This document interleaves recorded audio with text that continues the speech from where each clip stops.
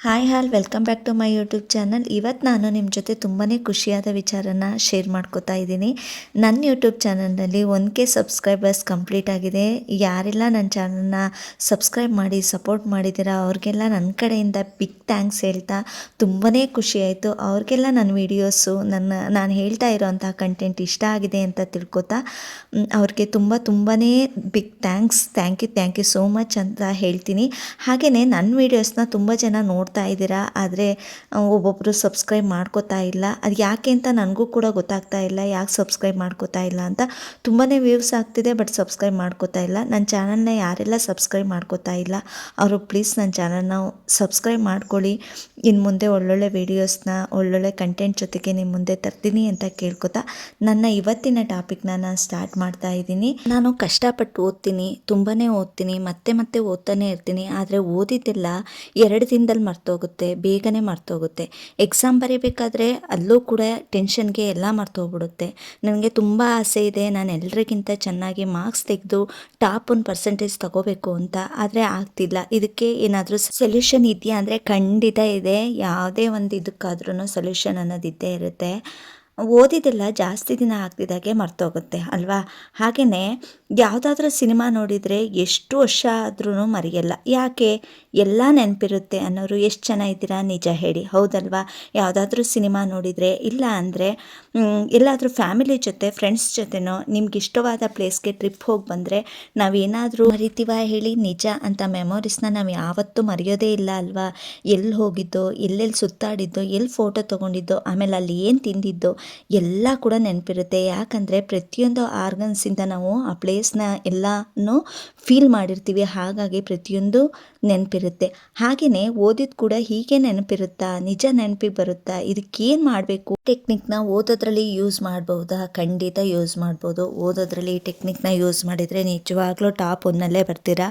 ಅಷ್ಟು ಓದೋದ್ರ ಬಗ್ಗೆ ಇಂಟ್ರೆಸ್ಟ್ ಬರುತ್ತೆ. ತಪ್ಪದೆ ಪ್ರತಿಯೊಬ್ಬರು ಯಾರೆಲ್ಲ ಎಜುಕೇಷನ್ ಮಾಡ್ತಾ ಇದ್ದೀರಿ, ಅದರಲ್ಲೂ SSLC ಮಕ್ಕಳಿಗೆ ಇದು ತುಂಬಾ ಉಪಯುಕ್ತವಾಗಿರುತ್ತೆ. ಈ ವಿಡಿಯೋನ ಮಿಸ್ ಮಾಡಿದೆ, ಎಲ್ಲೂ ಡಿಸ್ಕಂಟಿನ್ಯೂ ಮಾಡಿದೆ ನೋಡಿ. ಫಸ್ಟ್ ಪಾಯಿಂಟ್ ಬಂದು ಏನಪ್ಪ ಅಂದರೆ, ಮೊದಲು ನೀವು ಯಾವುದಾದ್ರೂ ಚಾಪ್ಟರ್ ಆಗಲಿ ಅಥವಾ ಟಾಪಿಕ್ ಬಗ್ಗೆ ಆಗಲಿ ಪಾಠ ಕೇಳಿರಲೇಬೇಕು. ಅದು ಯಾರಿಂದ? ನಿಮ್ಮ ಟೀಚರಿಂದ ಆಗಲಿ ಅಥವಾ ಫ್ರೆಂಡ್ಸಿಂದ ಆಗಲಿ ಅಥವಾ ಯೂಟ್ಯೂಬಿಂದ ಆಗಲಿ ಪರವಾಗಿಲ್ಲ, ಯಾವುದ್ರಿಂದಲಾದರೂ ಆಗಲಿ ಆ ಚಾಪ್ಟರ್ ಬಗ್ಗೆ ಪಾಠನ ಕೇಳಿರ್ತೀರ ಅಲ್ವಾ? ನೆಕ್ಸ್ಟ್ ಆ ಚಾಪ್ಟರ್ನ ಕೇಳಿದ ಮೇಲೆ ಒಂದ್ಸಲ ಫುಲ್ಲಾಗಿ ಮನೆಯಲ್ಲಿ ನೀವು ಅದನ್ನು ಓದ್ಕೋಬೇಕು. ಇದರಿಂದ ನಿಮ್ಮ ಕಣ್ಣಿಂದ ಮೆದುಳಿಗೆ ನೀವೇನೆಲ್ಲ ಓದಿರ್ತೀರ ಅದನ್ನು ಕಳಿಸ್ತೀರಾ. ನೀವು ಯಾವ ಸಬ್ಜೆಕ್ಟ್ನ ಓದ್ತಾ ಇದ್ದೀರಾ ಆ ಸಬ್ಜೆಕ್ಟ್ನ ಫೀಲ್ ಮಾಡಿಕೊಂಡು ಓದಬೇಕು. ಫಾರ್ ಎಕ್ಸಾಂಪಲ್ ಹೇಳಬೇಕು ಅಂದರೆ, ಈಗ ಸೋಷಿಯಲ್ ಓದ್ತಾ ಇದ್ದೀರಾ ಅಂದರೆ ಆ ಸೋಷಿಯಲ್ ಇರೋಂತಹ ಘಟನೆಗಳು ಆದಂತಹ ಘಟನೆಗಳನ್ನ ನೈಜವಾಗಿ ನಾನು ಕಣ್ಮುಂದೆ ಕಟ್ಟಾಗಿ ಬರಬೇಕದು.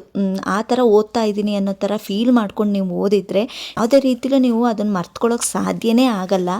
ಇನ್ನು ನೆಕ್ಸ್ಟ್ ಪಾಯಿಂಟ್ ಬಂದು ಒಂದು ಟೈಮ್ ಟೇಬಲ್ನ ಮಾಡಿಕೊಳ್ಳೇಬೇಕು. 100% ಈ ಟೈಮ್ ಟೇಬಲ್ ನಿಮಗೆ ಇರಲೇಬೇಕು. ಓದ್ತಾ ಇದ್ದೀರಾ, ನಾನು ಟಾಪ್ 1 ಇರಬೇಕು, ಚೆನ್ನಾಗಿ ಓದಬೇಕು, 100% ಎಫರ್ಟ್ ಹಾಕಿ ಓದಬೇಕು ಅನ್ನೋರು ಪ್ರತಿಯೊಬ್ಬರು ಸ್ಟೂಡೆಂಟ್ಸ್ ಕೂಡ ಮೇಯ್ನಾಗಿ ಬಂದು ಟೈಮ್ ಟೇಬಲ್ ಅನ್ನೋದು ಫಿಕ್ಸ್ ಮಾಡ್ಕೋಬೇಕು. ಒಬ್ಬೊಬ್ರು ಏನು ಮಾಡ್ತಾರೆ ಗೊತ್ತಾ? ಟೈಮ್ ಟೇಬಲ್ ಹೆಸರಿಗಷ್ಟೇ ಟೈಮ್ ಟೇಬಲ್ ಮಾತ್ರ ಹಾಕೋಬಿಡ್ತಾರೆ, ಅದನ್ನು ಫಾಲೋನೇ ಮಾಡಲ್ಲ ಅಂತ ಮಕ್ಕಳು ಕೂಡ ಇದ್ದಾರೆ. ಅದೇ ಹೆಸರಿಗಷ್ಟೇ ಇರಬಾರ್ದು. ನಿಮ್ಮಲ್ಲಿ ಹಠ ಛಲ ಅನ್ನೋದಿದ್ದರೆ ಟೈಮ್ ಟೇಬಲ್ನ ಹಾಕೊಳ್ಳಿ, ಅದ್ರ ಪ್ರಕಾರನೇ ಓದಬೇಕು. ಆಮೇಲೆ ಕೆಲವೊಂದು ಮಕ್ಕಳಿಗೆ ಏನಿರುತ್ತೆ ಅಂದರೆ, ಬೆಳಗ್ಗೆ ಎದ್ದ ತಕ್ಷಣ ಓದಬೇಕು ಅನ್ನೋ ಆಸೆ ಅಂತೂ ಇದ್ದೇ ಇರುತ್ತೆ. ಪ್ರತಿಯೊಬ್ಬರು ಮಕ್ಕಳಿಗೂ ಆಸೆ ಇರುತ್ತೆ. ಅದೇ ಆಸೆ ಹಾಗೇನೆ ಏನು ಮಾಡ್ತಾರೆ, 4 ಗಂಟೆಗೆ ಆ ಟೈಮ್ಗೂ ಕೂಡ ಅಲಾರಾಮ್ ಇಟ್ಕೊಂಡು ಹೇಗೋ ಎದ್ದು ಬಿಡ್ತಾರೆ. ಎದ್ದೇಳೋದೇನೆ ಎದ್ದುಬಿಟ್ಟು ಕೂರೋದಲ್ಲಿ ಅದೇ ಹಾಸಿಗೆ ಮೇಲೇ ಕೂತ್ಕೊಬಿಡೋದು, ಓದೋಕ್ಕೆ ಶುರು ಮಾಡೋದು. ಓದ್ತಾ ಸ್ವಲ್ಪ ಬೆನ್ನೋವಾಗುತ್ತಲ್ವಾ, ಹಾಗೆಯೇ ಸ್ವಲ್ಪ ತಲೆದಿಂಬನ್ನ ಅಲ್ಲೇ ಹಿಂದೆ ಇರೋ ತಲೆದಿಂಬನ್ನ ಗೋಡೆಗೆ ಅಂಟಿಸ್ಕೊಂಡು ಸ್ವಲ್ಪ ಆರಾಮಾಗುತ್ತಲ್ವಾ, ಹಾಗೆಯೇ ಅಂಟಿಸ್ಕೊಂಡು ಗೋಡೆಗೆ ಅಂಟಿಸ್ಕೊಂಡು ಓದ್ತಾ ಕೂತ್ಕೊಳ್ಳೋದು. ಹಾಗೆಯೇ ಸ್ವಲ್ಪ ಕಾಲನ್ನು ಕೂಡ ಓದ್ತಾ ಜವ್ ಹಿಡಿಯುತ್ತಲ್ವ ಕಾಲು, ಆ ಕಾಲನ್ನು ಕೂಡ ಏನು ಮಾಡೋದು, ಕಾಲನ್ನ ಚಾಚ್ಕೊಬಿಡೋದು ಸ್ವಲ್ಪ, ಹಾಗೆಯೇ ಕಾಲು ಚಾಚ್ಕೊಬಿಡೋದು. ಇವಾಗ ಬೇರೆ ಚಳಿಗಾಲ, ತುಂಬಾ ಚಳಿ ಇದೆ, 4 ಗಂಟೆಗೆ ಬೇರೆ ಎದ್ಬಿಟ್ಟಿರ್ತಾರೆ ಮಕ್ಕಳು. ಏನು ಮಾಡೋದಪ್ಪ, ಸ್ವಲ್ಪ ಕಾಲು ಚಾಚ್ಕೊಂಡಿದ್ದೀವಿ, ಚಳಿ ಆಗ್ತಿದೆ, ಹಾಗೆ ಸ್ವಲ್ಪ ಬೆಡ್ಶೀಟ್ನ ಹಾಗೆಯೇ ಹಾಕೋಬಿಡೋಣ ಅಂತ ಕಾಲ ಮೇಲೆ ಹಾಕ್ಕೊಂಡು ಓದ್ತಾ ಸ್ವಲ್ಪ ಜರಿಕೊಂಡು ಏನಾಗುತ್ತೆ, ನಿದ್ರೆಗೆ ಹೋಗ್ಬಿಡ್ತಾರೆ. ಇನ್ನು ಮುಗೀತು ಕತೆ ಅಲ್ಲಿಗೆ. ಅವತ್ತಿಂದು ಓದೋದೆಲ್ಲ ಫುಲ್ ಸ್ಟಾಪ್ ಆದಾಗೇನೆ, ಒಳ್ಳೆ ಮಾರ್ಕ್ಸ್ ತೆಗ್ದಂಗೆ ಈ ಥರ ಆದರೆ, ನಿಜವಾಗ್ಲೂ ಈ ಥರ ಆದರೆ ಓದೋಕ್ಕೆ ಯಾವುದೇ ರೀತಿಲೂ ಆಗಲ್ಲ. ಓದಿನ ಬಗ್ಗೆ ನಿಮ್ಮಲ್ಲಿ ಒಂದು ಶಿಸ್ತು ಅನ್ನೋದಿರಬೇಕು. ಓದಬೇಕು ಅನ್ನೋ ಛಲ ನಿಮಗೆ ಬರಬೇಕು. ನಿಮ್ಮ ಮನಸ್ಸಲ್ಲಿದ್ದರೆ ಏನೇ ಆಗಲಿ, ಯಾವ ಅಲಾರಾಮು ಬೇಕಿಲ್ಲ. ಇಷ್ಟೊತ್ತಿಗೆ ಎದ್ದೇಳಬೇಕು ಅಂತ ನೀವು ನೈಟ್ ಫಿಕ್ಸ್ ಮಾಡ್ಕೊಂಡು ಮಲ್ಕೊಬಿಟ್ರೆ ನಿಮಗೆ ಅಲಾರಾಮೇ ಬೇಕಿಲ್ಲ, ನೀವೇ ಎದ್ದೇಳ್ಬಿಡ್ತೀರ, ಅಷ್ಟು ಬೇಗ ಎದ್ದೇಳ್ತೀರ. ಎದ್ದು ಏನು ಮಾಡಬೇಕಪ್ಪ ಅಂದರೆ, ಈ ಥರ ಬೆಡ್ ಮೇಲೆ ಕೂತ್ಕೊಂಡು ಓದೋದನ್ನ ಬಿಟ್ಬಿಡಿ. ಆ ಬೆಡ್ ಮೇಲೆ ಕೂತ್ಕೊಂಡು ಓದೋದೇ ಬೇಡ. ಎದ್ದ ಮೇಲೆ ಸ್ವಲ್ಪ ಮುಖ ತೊಳ್ಕೊಂಡು ಏನು ಮಾಡಬೇಕು ಅಂದರೆ, ನಿಮಗೆ ಸೂಕ್ತವಾಗಿರೋಂತಹ ಒಂದು ಒಳ್ಳೆ ಜಾಗನ ನಿಮ್ಮ ಮನೆ ಒಳಗೆ ಒಂದು ಯಾವುದೋ ಒಂದು ಮೂಲೆಯಲ್ಲಿ ಒಂದು ಶಾಂತವಾಗಿರೋ ಜಾಗನ ಹುಡಿಕೊಂಡು ಚಾಪೆ ಹಾಕ್ಕೊಂಡು ಕೂತ್ಕೊಳ್ಳಿ. ಶಾಂತವಾಗಿರೋ ಜಾಗದಲ್ಲಿ ಕೂತ್ಕೊಂಡು ಓದೋಕ್ಕೆ ಸ್ಟಾರ್ಟ್ ಮಾಡಿ. ನೆಲದ ಮೇಲೆ ಕೂತ್ಕೊಂಡ್ರೆ ನಿದ್ದೆನೇ ಬರಲ್ಲ ನಿಮಗೆ. ನೀವು ಬುಕ್ಸ್ ಓಪನ್ ಮಾಡ್ತಿದ್ದಾಗೆ ನಿಮ್ಮ ಮುಂದಿನ ಕನಸು ನಿಮ್ಮ ಮುಂದೆ ಇರಬೇಕು, ನಿಮ್ಮ ಬುಕ್ಸಲ್ಲಿ ಇರಬೇಕು. ನಾನು ಮುಂದೆ ಈ ಥರ ಆಗಬೇಕು, ಇಲ್ಲ ನಾನು ಡಾಕ್ಟ್ರ್ ಆಗಬೇಕು, ಇಂಜಿನಿಯರ್ ಆಗಬೇಕು, ಏನೋ DC ಆಗಬೇಕು, ಏನಾಗಬೇಕು ಆ ಕನಸು ನಿಮ್ಮ ಮುಂದೆ, ಬುಕ್ಸ್ ಮುಂದೆ ನಿಮ್ಮ ಕಣ್ಣಲ್ಲಿ ಕಟ್ಟಾಗಿರಬೇಕು. ನಿಮ್ಮ ಅಪ್ಪ ಅಮ್ಮನಿಗೆ ಒಳ್ಳೆ ಮಗನಾಗಿ ಒಳ್ಳೆ ಹೆಸರು ತಂದುಕೊಡ್ತೀನಿ, ಒಳ್ಳೆ ಮಗಳಾಗಿರ್ತೀನಿ, ನಾನು ಒಳ್ಳೆ ಹೆಸರು ತಂದುಕೊಡ್ಬೇಕು. ನಮ್ಮ ಅಪ್ಪ ಅಮ್ಮ ಪಡ್ತಿರೋ ಕಷ್ಟಕ್ಕೆ ನಾನು ಒಳ್ಳೆ ರೆಸ್ಪಾನ್ಸ್ ಕೊಡಬೇಕು, ನಾನು ಹಠ ಛಲವಾಗಿ ಓದಬೇಕು, ಇದು ನಮ್ಮ ಅಪ್ಪ ಅಮ್ಮಂಗೆ ನಾನು ಕೊಡೋ ಗಿಫ್ಟು ಅನ್ನೋ ಥರ ನೀವು ಓದಬೇಕು. ಒಂದು ಗಾದೆನೇ ಇದೆ, ನೀವು ಕೇಳಿರಬೇಕು, ದುಡ್ಡೇ ದೊಡ್ಡಪ್ಪ ಆದರೆ ವಿದ್ಯೆ ಅವರಪ್ಪ ಅಂತೆ. ನಿಜವಾಗ್ಲೂ ವಿದ್ಯೆ ಮುಂದೆ ಯಾವುದೂ ಇಲ್ಲ ಕಣ್ರಿ. ನೀವು ದುಡ್ಡು ಸಂಪಾದಿಸ್ಬೇಕಾ, ವಿದ್ಯೆ ಇರಬೇಕು. ವಿದ್ಯೆ ಇದ್ದರೆ ನೀವು ಎಷ್ಟಾದರೂ ಸಂಪಾದನೆ ಮಾಡ್ಬೋದು. ಇಲ್ಲಿ ಕಷ್ಟಪಡೋರಿಗೆ ಇಷ್ಟದ ಬಾಳು ಅನ್ನೋ ನಿಯಮ ಕೂಡ ಇದೆ. ನಿಜ, ಹೌದು, ನಾನು ಒಪ್ಕೋತೀನಿ. ಕಷ್ಟ ಆಗುತ್ತೆ, ಓದಬೇಕು ಅನ್ನೋದು ತುಂಬಾ ಕಷ್ಟ ಆಗುತ್ತೆ. ಬೆಳಗ್ಗೆ 5 ಗಂಟೆಗೆ ಎದ್ದೇಳಬೇಕು, ಓದಿದ ಚಾಪ್ಟರ್ನ ಮತ್ತೆ ಮತ್ತೆ ರಿವಿಷನ್ ಅಂತ ಓದೋಕ್ಕೆ ಕೂತ್ಕೋಬೇಕು. ಕಷ್ಟ ಆಗುತ್ತೆ, ರಿವಿಷನ್ ಪದೇ ಪದೇ ರಿವಿಷನ್ ಮಾಡೋಕ್ಕೆ ಕಷ್ಟ ಆಗುತ್ತೆ. ಕೇಳಿ, ಒಂದು ವಿಷಯ ಹೇಳ್ತೀನಿ, ಇಲ್ಲಿ ನಿನ್ನ ಕಷ್ಟನ ಯಾರೂ ಕೇಳಲ್ಲ. ದುಃಖನಾಗಲಿ ಕಷ್ಟನಾಗಲಿ ನೀವೆಷ್ಟು ದಣಿದಿದ್ದೀರಾ ಅಂತ ಇಲ್ಲಿ ಯಾರೂ ಕೇಳಲ್ಲ. ಎಲ್ರಿಗೂ ಬೇಕಾಗಿರೋದು ಏನು ಗೊತ್ತಾ, ನಿಮ್ಮ ಫೈನಲ್ ರಿಸಲ್ಟ್ ಅಷ್ಟೇ. ಇಲ್ಲಿ ಯಾರಿಗೂ ನಿನ್ನ ಅವಶ್ಯಕತೆ ಇಲ್ಲ. ನೀನು ಡೈಲಿ ಎಷ್ಟು ಕಿಲೋಮೀಟ್ರ್ ನಡ್ಕೊಂಡು ಸ್ಕೂಲಿಗೆ ಬರ್ತಾ ಇದೆಯಾ, ನಿಮ್ಮ ಮನೆ ಪರಿಸ್ಥಿತಿ ಹೇಗಿದೆ, ಫೀಸ್ ಕಟ್ಟೋಕ್ಕೆ ದುಡ್ಡಿದೆಯೋ ಇಲ್ವೋ ಅಂತ ಯಾರೂ ಕೇಳಲ್ಲ ಕಣಪ್ಪ ನಿಮ್ಮನ್ನು.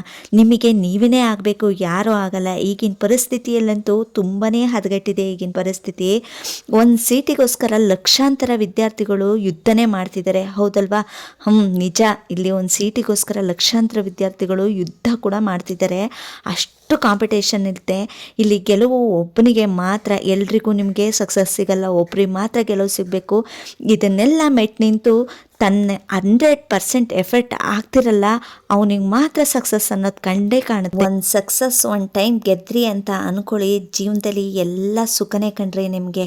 ಮಜನೇ ಮಜಾ. ನಿಮಗೆ ಬೇಕಾಗಿರೋ ಲೈಫು, ನಿಮಗೆ ಬೇಕಾಗಿರೋ ಕಾರು, ನಿಮಗೆ ಬೇಕಾಗಿರೋ ಮನೆ, ನಿಮಗೆ ಬೇಕಾಗಿರೋ ಅಂತಹ ಜೀವನ, ಇನ್ನೇನು ಬೇಕು ಹೇಳಿ. ಇದಕ್ಕಿಂತ ಒಳ್ಳೆ ಟೈಮ್ ಬೇಕಾ? ಈ ಟೈಮ್ನ ಯೂಸ್ ಮಾಡ್ಕೊಳ್ಳಿ. ನಮ್ಮ ಥರ ಆಗೋಕ್ಕೆ ಹೋಗ್ಬೇಡಿ. ಇದನ್ನೇ ನಾನು ಹೇಳೋಕ್ಕೆ ಬರೋದು. ನಿಮಗೆ ಇದು ಗೋಲ್ಡನ್ ಆಪರ್ಚುನಿಟಿ ಇದ್ದಂಗೆ, ಯೂಸ್ ಮಾಡ್ಕೊಳ್ಳಿ. ಇವತ್ತು ಈ ವಿಡಿಯೋ ಮುಗಿದ ತಕ್ಷಣ ಎತ್ಕೋ ಬುಕ್ನ ಸ್ಟಾರ್ಟ್ ಮಾಡೋ ಓದೋಕ್ಕೆ. ಯಾರ ಮಾತು ಕೇಳೋದೇ ಬೇಡ.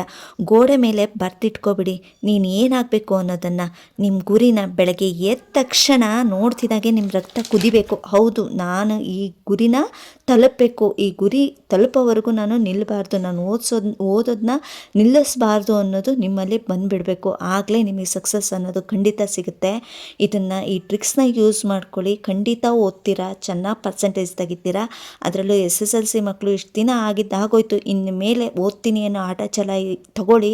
ಇನ್ನೂ ಟೈಮ್ ಇದೆ. ಓದಿ ಮಕ್ಕಳ, ಚೆನ್ನಾಗಿ ಓದಿ ಒಳ್ಳೆ ಪರ್ಸೆಂಟೇಜ್ ತೆಗಿರಿ ಅಂತ ಕೇಳ್ಕೊತಾ ಈ ವಿಡಿಯೋನ ಇಲ್ಲಿಗೆ ಎಂಡ್ ಮಾಡ್ತಾ ಇದ್ದೀನಿ. ನನ್ನ ವಿಡಿಯೋದಿಂದ ನಿಮಗೆ ಸ್ವಲ್ಪನಾದರೂ ಯೂಸ್ಫುಲ್ ಅನ್ನಿಸ್ತು, ಉಪಯುಕ್ತವಾಗಿದೆ ವಿಡಿಯೋ, ಒಂದು ಸಂದೇಶ ಕೊಟ್ಟಿದ್ದಾರೆ ಅಂತ ಅನ್ನಿಸ್ತು ಅನ್ನೋದಾದರೆ ಪ್ಲೀಸ್ ನನ್ನ ಚಾನಲ್ನ ಸಬ್ಸ್ಕ್ರೈಬ್ ಮಾಡ್ಕೊಳ್ಳಿ. ಹಾಗೆ ನೆಕ್ಸ್ಟ್ ವಿಡಿಯೋದೊಂದಿಗೆ, ಒಂದು ಒಳ್ಳೆ ಕಂಟೆಂಟೊಂದಿಗೆ, ಒಂದು ಒಳ್ಳೆ ಯೂಸ್ಫುಲ್ ವಿಡಿಯೋದೊಂದಿಗೆ ನಿಮ್ಮೊಂದಿಗೆ ಸಿಗ್ತೀನಿ. ಅಲ್ಲಿವರೆಗೂ ಟೇಕ್ ಕೇರ್, ಟಾಟಾ, ಬಾಯ್ ಬಾಯ್.